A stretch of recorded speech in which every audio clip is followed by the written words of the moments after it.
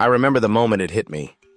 I was standing in the grocery store checkout line watching the total creep past $70. My palms were sweating, not because I couldn't afford it, but because I didn't know if I could. I had a budget, of course I did.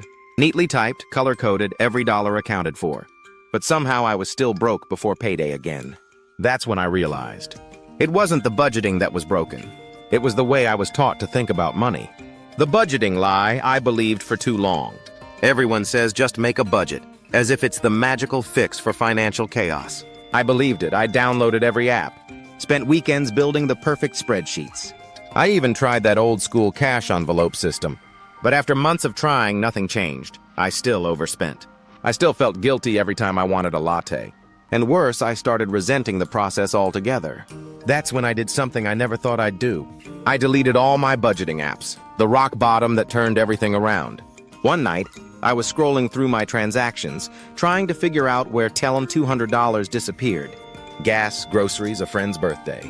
A last-minute flight home? Nothing crazy, just life. I sat there thinking, I don't live extravagantly, I work hard. So why am I always behind?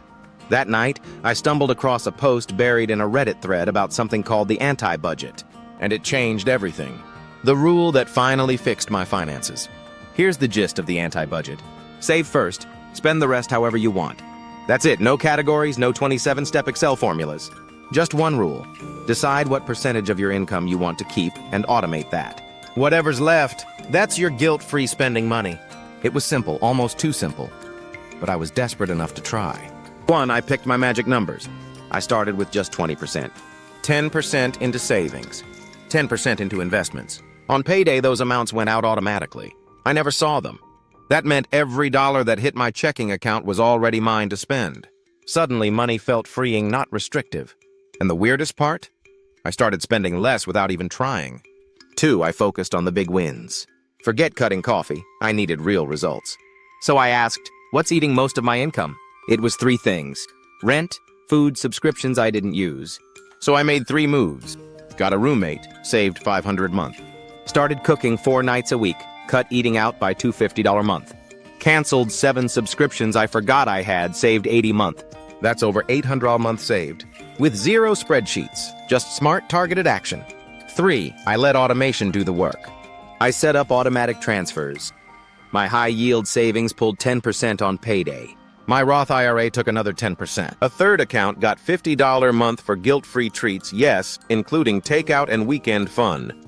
The rest, mine to live on. No questions, no guilt. And guess what? I never overdrafted again.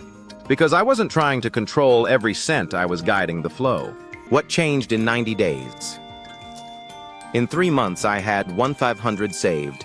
My first $900 invested, 0 stress about money. For the first time, I felt in control not because I tracked every dollar, but because I trusted my system. Why you don't need a budget, but you do need this. Budgets are like diets. They work until life happens. But this rule, this philosophy, it builds sustainable wealth. It focuses on habits, not perfection. It gives you freedom with boundaries, not guilt with rules. The 3-point anti-budget plan. Pay yourself first. Choose your savings and investment rate, even if it's just 5%. Automate it. Make it invisible. Control the big 3. Focus on housing, food, and transportation. Adjust one of them and you'll feel the difference instantly. Spend guilt-free.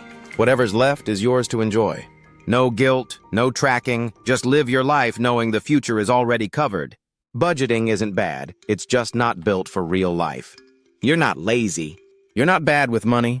You just need a system that respects your real life, not an ideal version of it. If you've tried every budget and still feel stuck, it's not you. Maybe it's time to stop budgeting and start building a system that works with your life, not against it.